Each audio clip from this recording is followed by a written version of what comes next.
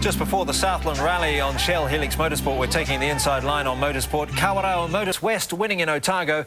Difficult conditions after snow, sleet and rain had hit the province.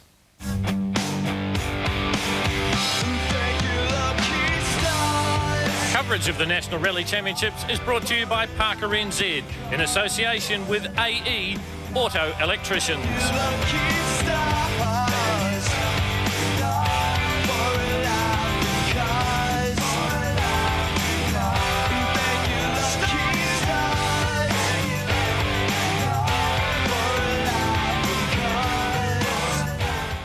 Round 2 of the National Rally Championship was staged in the city of Light and Water in Invercargill. A big crowd braved the cold conditions at the Ascot Park Hotel to farewell the cars and drivers. Welcome to the Rally of Southland. In darkness, first car on the ramp, defending Group N champion Chris West.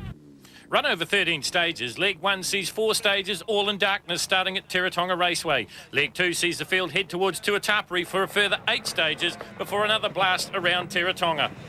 Stage 1 saw the field take on a wet Teretonga, rated by drivers as the best circuit in New Zealand, if not the world. But it was a whole different proposition in the darkness and driving rain. Auckland's Todd Borden suffered more than most over the 4-lap tour. No spotlights or headlights on his Marley Mitsubishi, costing him valuable time. The rally's first casualty was registered as well when the E2 Lancer of Stumpy Holmes failed to take the second turn. Stage 2 was also held on sealed roads, as we see here from the Propecia in-car camera in Lewis Scott's car. Fast and furious, the 7-kilometre Tapuia rolling hills were driven at breakneck pace. Fastest on 2, Glenn Smith, averaged over 144 kilometres per hour. Then it was on to the more familiar gravel and the infamous Pebbly Hill stage at 30.5 kilometres, easily the longest in the rally. Notorious as a car breaker, it was to prove the turning point once again. Certainly was, yeah. Especially Pebbly Hills was just dynamite, absolutely dynamite. So slippery, and yeah, just absolutely a case of surviving, which is what we did. We were fairly slow, but at least we're here. Levin's Carl Robinson takes us on a tour of the notorious stage. 7 right, 200. 7 right, 200. Then a small crest, 100. Small crest, 100 to a 5 right into a 2 left in junction. 5 right into 2 left in junction. Setka.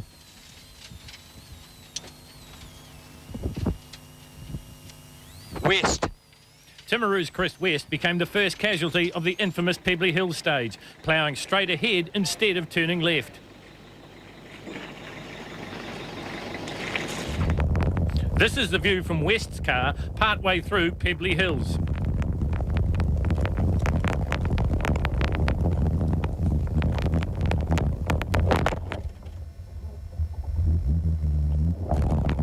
No, we just come in and braked and it just understeered. It's the most stupidest thing that could ever happen, really, eh? And a little further down the road, more of the same. 6 right, 200. Followed by caution, 4 right, tightens to 3 left. Caution, 4 right minus, tightens to 3 left.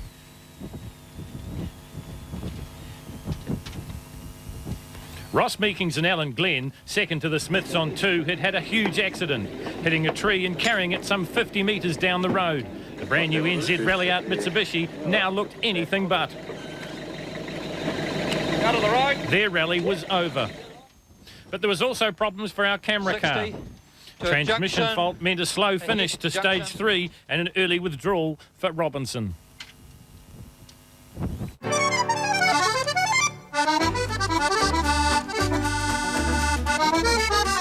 Call Tower Insurance now.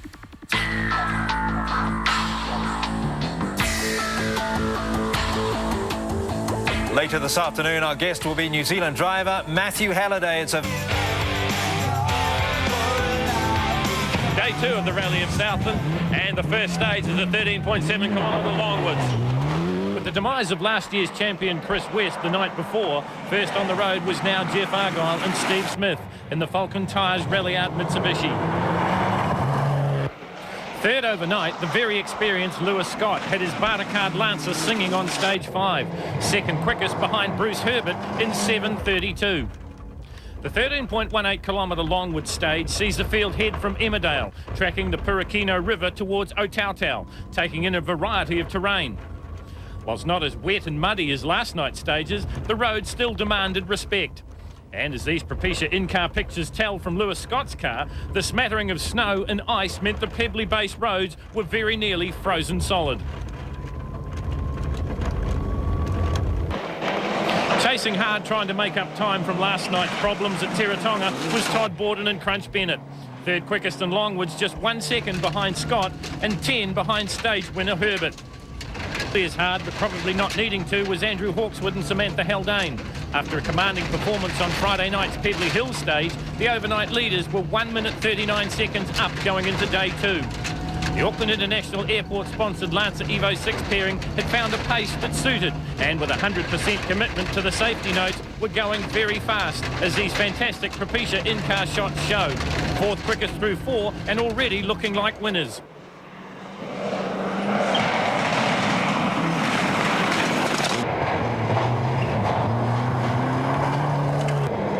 Alhalpo's Cameron Bates in his Group A Subaru was 5th fastest through Longwoods. 9th overall after leg 1, the Waikato teenager was looking to move up. Just 1 second behind in 7:48 was the Palmerston North pairing of Wayne Parker and Brendan Mackay in their Mitsubishi Evo 6. 9th quickest through Longwoods was the Shell Helix Mitsubishi of Glenn and Colin Smith. A turbo hose problem slowing them on Friday night before their stunning Stage 2 performance. A couple of moments in Friday night's darkness saw Brian Green and Jane Mackay's WRC Escort back in 23rd place. Heading into day 2, they were 11th quickest in 5. Third overall after leg 1 was a stunning result for Chris Haldane and Trevor Jones. A clutch problem slowed them in 5, where they finished 2 seconds adrift of Green in 12th overall. Father and daughter combination of Cheryl and Ian Easton from Foxton were 14th through 5 and 16th through 6, keeping up their good run in Southland. And in the stage was Lower Hutt driver Clinton Anderson. Consistent Clint was 18th in 5, improving 1 to 17th in Special Stage 6. So results from Special Stage 6 sees the Mitsubishi show rolling on in Group A, whilst in Group N it is Judd in the Subaru from Turfus in yet another Mitsubishi. Although our coverage is focused on the leaders in this National Rally Championship, there's a whole lot more just minutes down the road.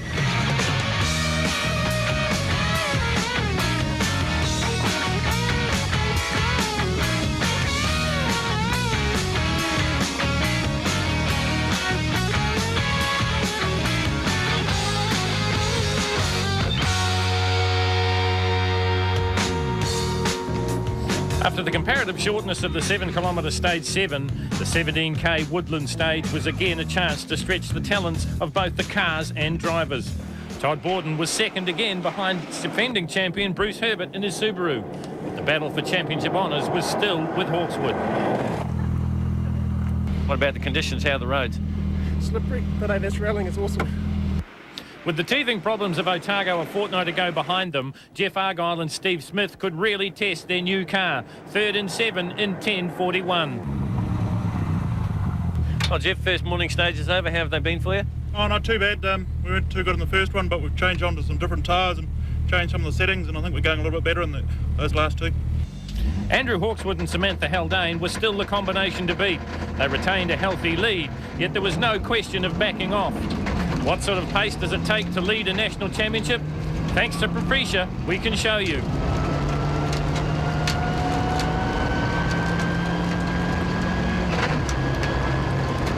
The Woodland Forest stage had it all. Fast and flowing through the opening Ks, then tight and twisty through the forest itself.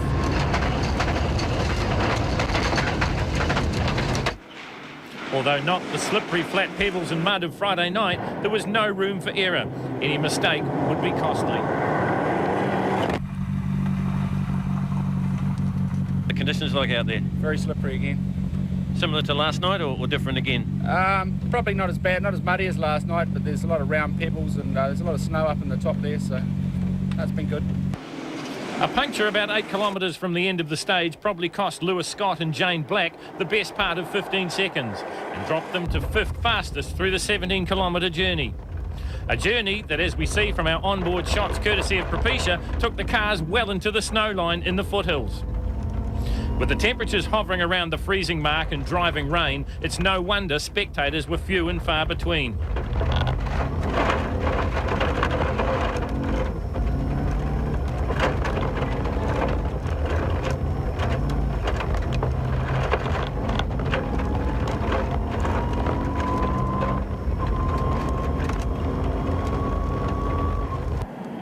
Seventh quickest through Woodlaw was the Subaru of Austin Jones from Auckland. And right behind them, the fastest Group N car through, Jeff Judd and Grant Mara from Christchurch. Now second overall in Group N, behind Dunedin's Mike Turfus. Ninth quickest through the forest was the Evo 5 of Parker and Mackay. Running in Group A trim, they were now 7th in class overall. The clutch on the Auto Temp Input Computers Mitsubishi Lancer Evo 6 of Chris Haldane was getting worse stage by stage. Unable to use full power, they slowly slipped down the order, 10th and 7. With no West or Robinson, the leading Group N car overall was now Mike Turfus and Jane Black. Next was Hamilton High School student Cameron Bates, another with a new car in the wings. He and co-driver Laurie Brensel pushed their Subaru to 13th through 7. With good points at Otago 2 weeks before and now running in the top 3 in Group N, Deborah and Jamie Kibble had an outside chance of leading Group N overall at the rally's end. We're here at the end of Special Stage 7 in the Rally of Southland. We've just heard that Brian Green is off in the stage. Let's check up on the rest of the competitors. So Special Stage 7 sees Borden and Bennett fastest through from Argyle and Smith, Hawkswood and Haldane in third. Group N, still a battle going on between Turfus and Jeff Judd. As in Otago, Bruce Herbert and Robert Ryan started at the back of the championship field. Ineligible for points thus far in the series, but maybe that was about to change. Yeah, very good news last week. Looks like Rotorua will go, so it'll be just great. Be back there where we should be. Fastest in 5, 6, 7, 8 and 9, the Dynalink car was now unofficially third overall. The new car had performed flawlessly right out of the box. Watch for them to be amongst the points at Rotorua.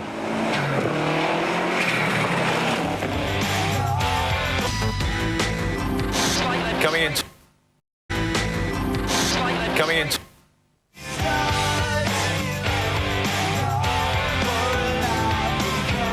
By Special Stage 9, held in the early afternoon, the weather had improved and so had the roads. But it was just like last year, Bruce Herbert being chased by this man, Jeff Argyle.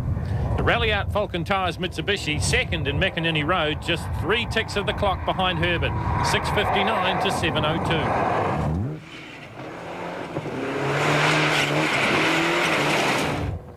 Second overall and third through the stage was Todd Borden and Crunch Bennett, still pushing hard, hoping leader Hawkswood would make a mistake.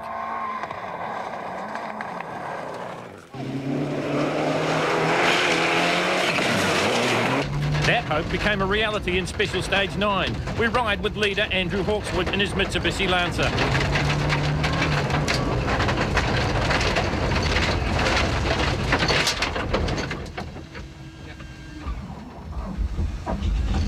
This small miscue cost Hawkswood and co-driver Haldane time, but not enough for any real concern. It did, however, drop them to fourth on the 11.4 kilometre stage timing sheets. They still led the rally by nearly a minute and a half. Their brilliant Friday night drive set them up for a more relaxed leg 2.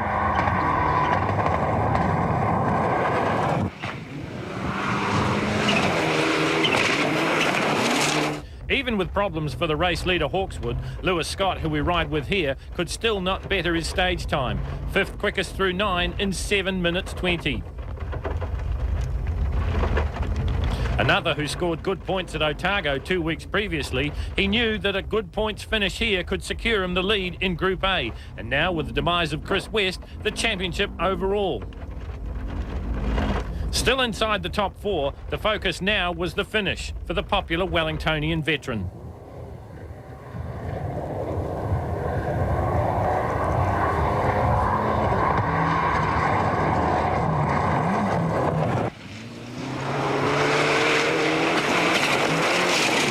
Austin Jones had been holding himself back, being content to get to the finish in one piece. But now on Special Stage 9, he cut loose. 5th quickest, his best stage result so far.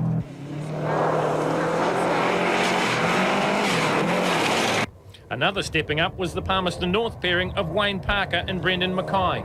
They finished 9, just 4 seconds behind Jones on 7:26.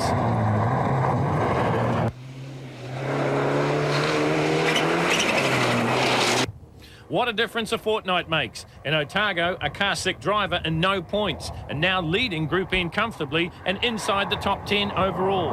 9th here for Mike Turfus and Jane Blair. 10th on Special Stage 9 was as good as it would get for the Waikato Subaru pairing of Brensel and Bates.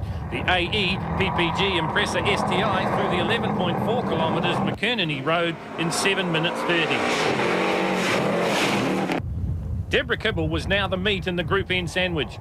Ahead, Mike Turfus in a Mitsubishi, and very close behind the Subaru of Jeff Judd. She responded to the pressure with an 11th quickest stage time through Special Stage 9. Next, the Racetech Shell-sponsored Mitsubishi Evo 6 of Clinton Anderson and Roger Oakley. 13th, lucky for some, on 9.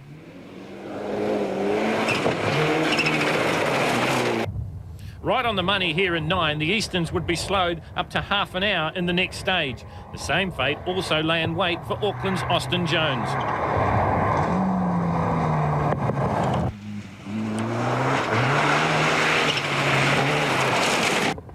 Second and third was a huge tussle in Group N. Jeff Judd slipped behind Deborah Kibble in 9, and this put him back to third. The Detroit Magnum Motors Motorsport car looking well again after crashing out of Otago. Still continuing their slide down the leaderboard, Auckland's Trevor Jones and Chris Haldane. The cause, a very badly slipping clutch, not allowing full power to be used at all.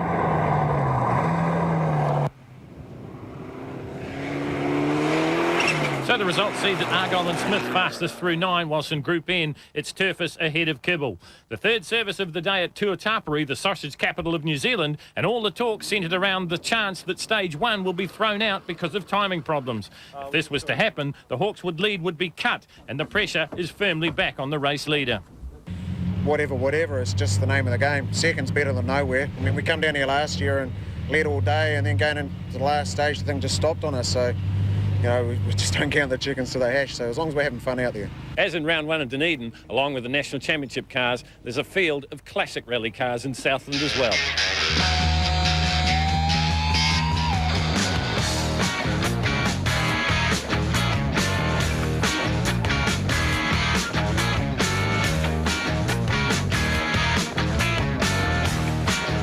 Andrew Hawkswood was back on track after the Tuatapere service. His tyre choice, specialist mud tyres, paying dividends. But it was Todd Borden who was fastest in 12. The Aucklander, with just a mere sniff of victory, again pushing very, very hard. 5 seconds behind Borden was arch-rival and fellow Aucklander Hawkswood. But for a small spot of bother in 7, his rally to this point had been near perfect. Another having a perfect run after the troubles at Otago, past New Zealand champion Jeff Argyle. There were some niggling problems with the new Evo 7, but on the whole the performance was pleasing for the man from Manawatu. Lewis Scott, who we ride with here, could also be pleased with his effort. Nervous before the start of the season, after 2 very big and very public accidents, he and co-driver Jane Black had fitted into the new safety notes again, and without any trouble, they were producing the results to show it. The Bartercard Lancer was 4th through 12 and 5th overall. With Bruce Herbert not able to contend championship points due to the homologation problems with his car, that effectively meant 4th and the championship points lead at Rally's End. The 28-year veteran of the sport was having a storming start to his season.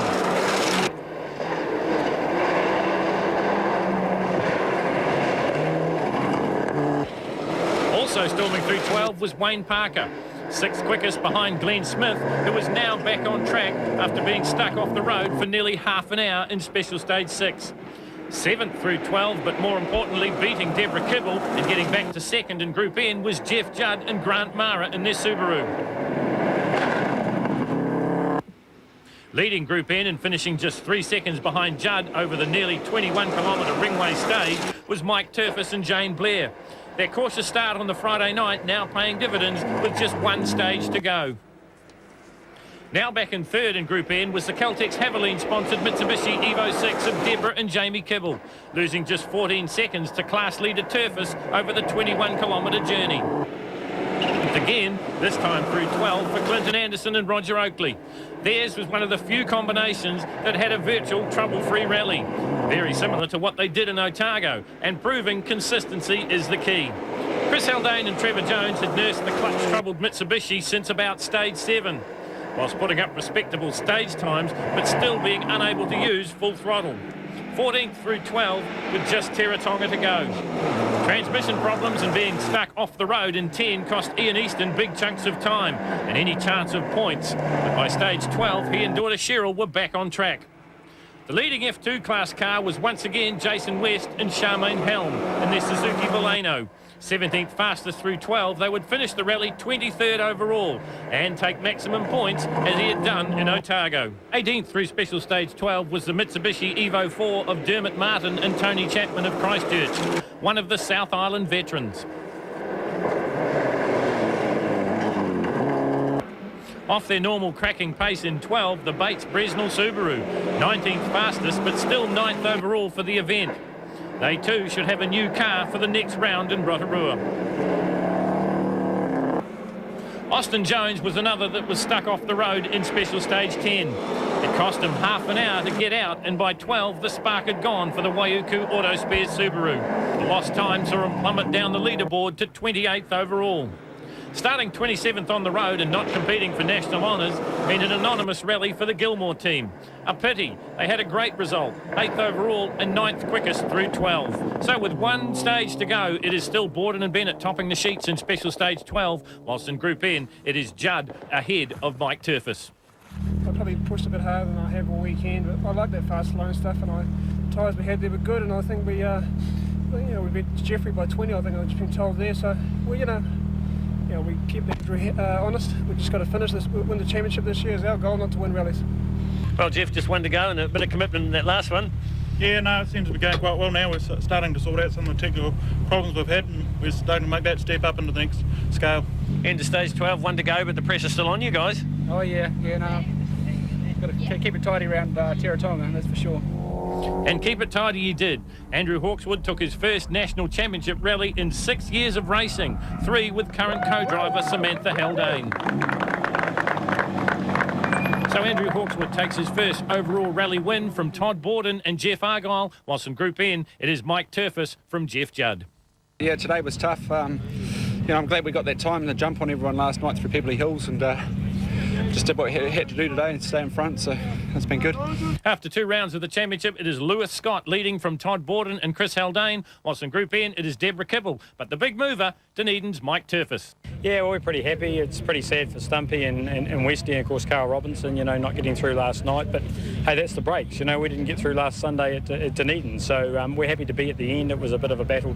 We just plugged on through, and that greasy, muddy stuff and wrong, 2 wide tyres and all that sort of stuff. But, hey, we're here and we're in one piece and we got all those points, so we're happy. For round 3 of the championship, the field head to Rotorua. This year, a round of the Asia Pacific Championship. There to greet them, new roads and different conditions. Yeah, very different, and they're quite rough, and big difference between dry and wet up there. So the conditions can certainly be, well, as bad as here, different but as bad in some cases. But for all of that, I suppose I've been there a few more times or had a bit more success up there, so I'm probably a bit more comfortable. For round 3 of the championship, the field head for the North Island and Rotorua. This year, a round of the Asia Pacific Championship. There to greet them, new roads and different conditions. So Andrew Hawkswood winning in Southland to complete the second round of 5 in the New Zealand Rally Championship. Championship leader Lewis Scott from the Hutt Valley ahead of Todd Borden. Later this afternoon, Scott Dixon in the championship.